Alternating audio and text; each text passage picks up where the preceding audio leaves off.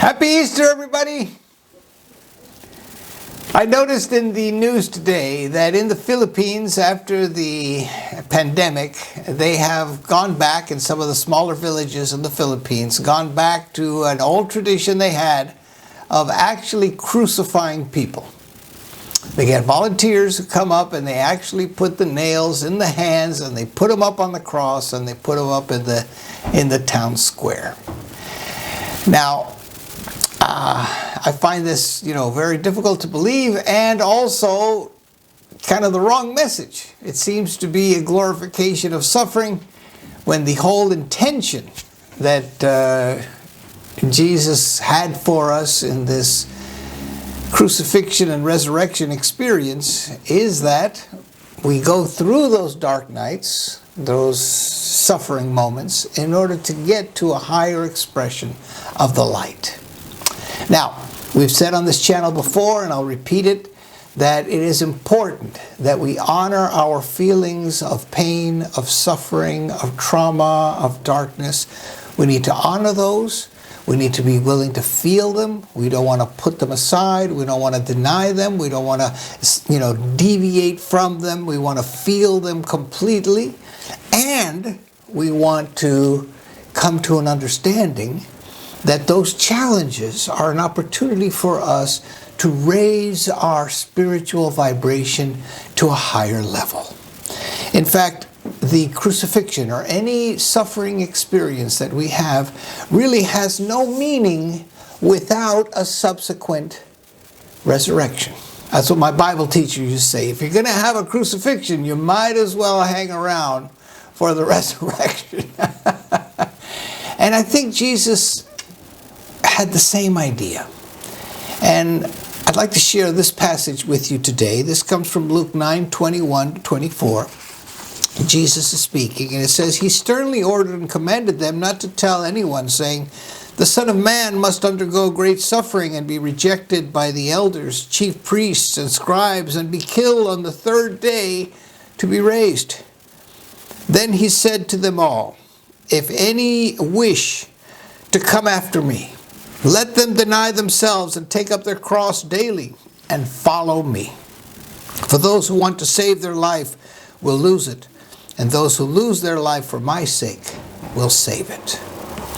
So this is a very famous passage, this idea of follow me. Take up your cross and follow me. Now, I think this Bible scripture has been misinterpreted. Everybody knows that we all have difficult burdens to carry. And sometimes we see this passage as, well, we just need to, carry our burden. We just need to be at peace with carrying the difficulties of life, the challenges. But I believe what Jesus was talking about was, yes, take up your cross and follow me, not just to the crucifixion, not just to the suffering, but keep on going to the resurrection. In other words, that suffering has something to teach us, something that we can learn from, something to grow through, right? So, Juan Enrique Toro greeting you, dear friends, on this beautiful Easter day. Thanking you for the thumbs up, for the subscriptions, really helps a lot. And of course, for those wonderful donations which help make life just a little easier. Thank you to all of you for that very much. So yeah, Jesus was talking to us about following him, using him as a model, but we forget sometimes that he was including the resurrection, which is what we're celebrating today. So it's really important for us to get into this consciousness that Jesus was really talking about. Our Christian journey is just a wild journey of like jigsaw puzzle pieces. We try to put it together to come into a nice vision of how to live life, right, at the highest level. But it does begin with Christmas, and it leads us toward an Easter experience. So Christmas and Easter are two holidays that we celebrate that are very significant for us. Christmas obviously being the birth of the Christ consciousness. Right? The birth of the awareness of who and what we are. And sometimes we have a large awakening which sort of really joggles our mind. And, it's not just one, but, almost every day is a renewed understanding of who we are at the deepest level. So Christmas comes every day, or that comes every time we come into a deeper understanding. The Christ consciousness is born in us every time we have a deeper understanding of who and what we truly are. And that experience, that coming into the light, leads us to do our spiritual work. This is where we come to face the difficulties of life. This is where we do our forgiveness work. This is where we come into a deeper understanding. We become aware, we become observant, we become more present. We work on our emotions, right? We do the spiritual work that's called for us to do. And inevitably, it'll lead us to a crucifixion experience and a resurrection experience. Take up your cross and follow me, said Jesus, right? So, what this means is that we do have identifications, perceptions of self, of life, of the world. And when those identifications are threatened, right, when they come in to challenge us, we go through a crucifixion experience. It's an experience of suffering, right? Nevertheless, that is the time when we're asked to ramp up the awareness of presence, the awareness of God, the Christ consciousness. That's where we're called to bring that up higher, right? To surrender deeply, because what we're asked to do in the midst of our suffering is to step into the fire of that suffering, to be in there, to feel the pain of that, right? The torture of that.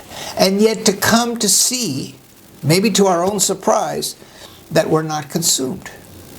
That we can stand in that fire, and that something is burned, and what is burned is our ego, our limited identification of self. And what emerges from that is a higher awareness of who and what we are. And this is the inevitable process that happens. The Christmas, the Easter, the awakening of Christ consciousness, the spiritual work which leads us to a crucifixion, which brings us to Easter, a resurrection. Now, the space and time in which that can happen can be almost immediate.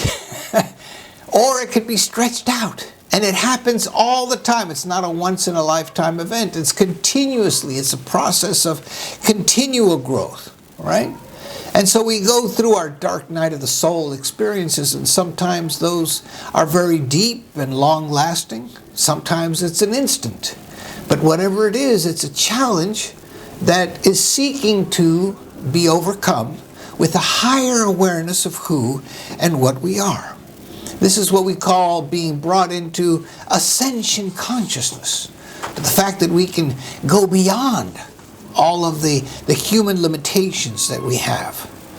Now, traditionally, when we talk about this Holy Week, this Easter time, the crucifixion, the resurrection, when we talk about the crucifixion, it's all about a sacrifice of Jesus Christ, and Jesus Christ being a martyr, died for our sins, right?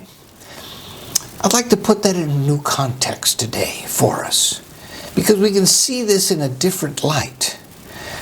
If we understand God to be unconditional love, right? We define God many times as unconditional love. Well, if God is unconditional love, then sacrifice and martyrdom really have no place in unconditional love, right? It makes no sense at all, because if God is unconditional love, God doesn't want our sacrifice, doesn't want us to be martyrs, doesn't want us to be victims.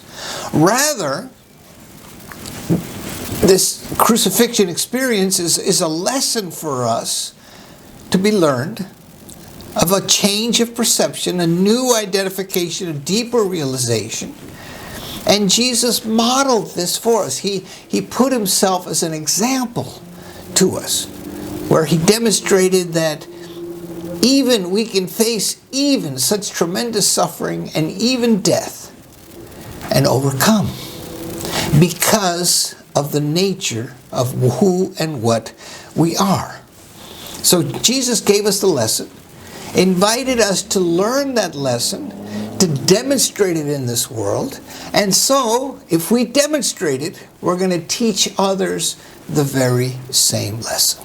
So that's why I've entitled this message here today, From Martyrs to Teachers.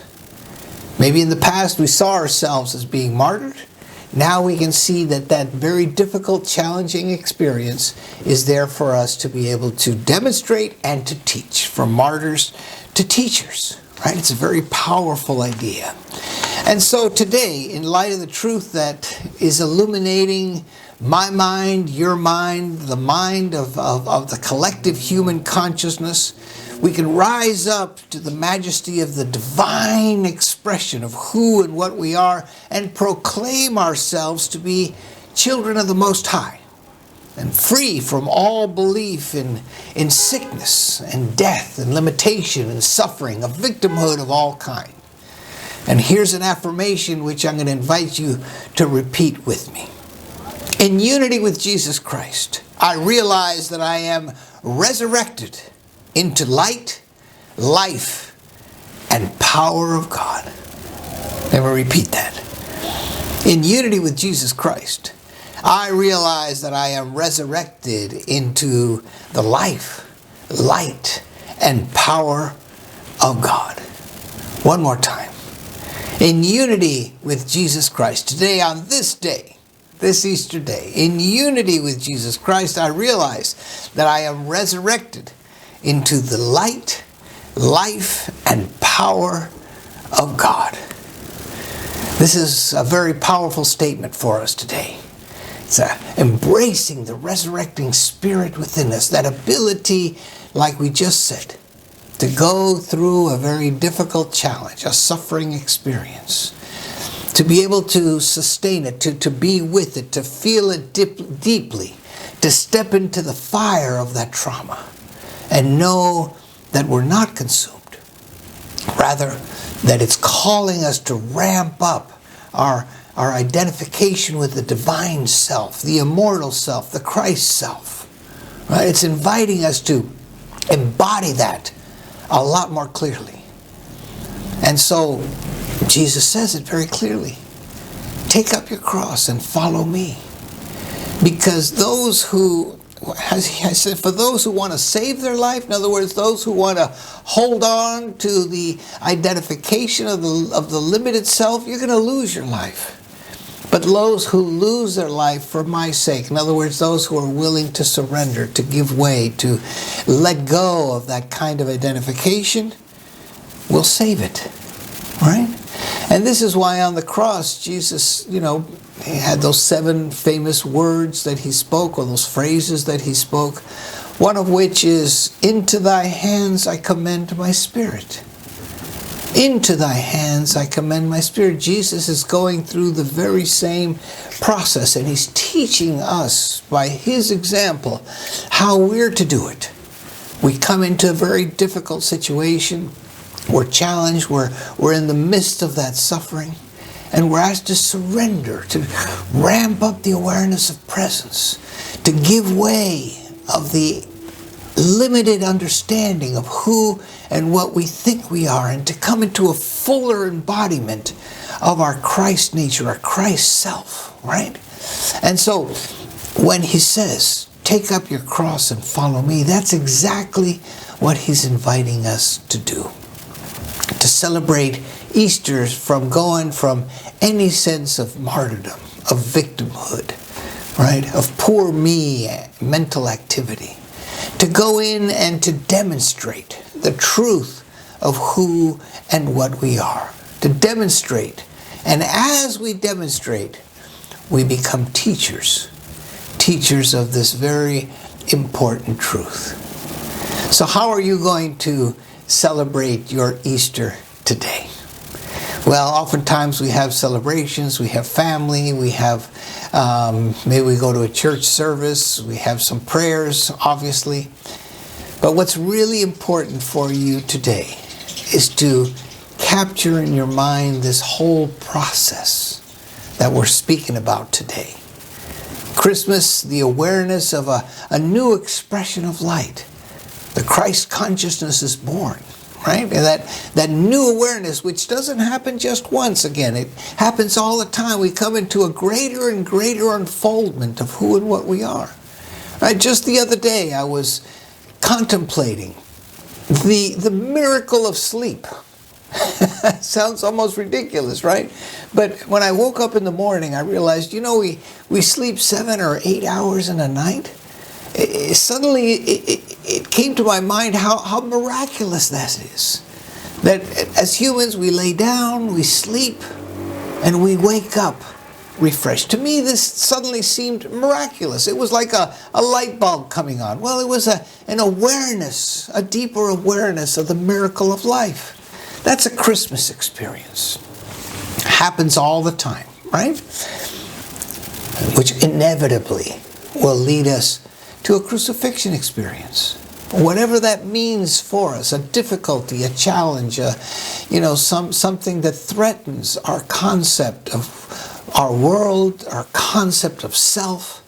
Right? We're challenged with that. We have to think about that. We have to put it in perspective. We have to feel it, and we have to raise it up. We have to forgive, let go, surrender, all these wonderful things which bring us then, right? If we do our spiritual work, brings us to a resurrection experience, a deeper understanding, awareness of who and what we are.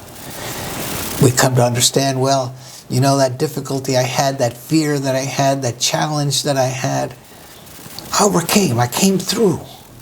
In other words, that ultimately had no power over me, because there's a power that I am, a power within me, the God power within me that is greater than that. And we come to learn that. We bring it in and understand ourselves at a deeper level. Say, my gosh, this spiritual work, it works. It helps. It brings light into the darkness. It brings freedom to those parts of myself that feel trapped and enslaved by limitations of my own making. And this is, again, a resurrection experience. A more, we're risen. We're risen from the ashes of former self, from the limitation of former self. We're risen into a new expression of who and what we are. And this is why this affirmation for me is just such a powerful way to go through this Easter day. In unity with Jesus Christ, I realize that I am resurrected into the life, light, and power of God. I'm going to say it one more time. In unity with Jesus Christ, on this Easter day, I realize that I am resurrected into the light, the life, and the power of God. Juan Enrique Toro greeting you, loving you, celebrating with you this Easter day, thanking you for the thumbs up, the subscriptions, and the wonderful donations. And asking you to remember that life is consciousness and consciousness is life.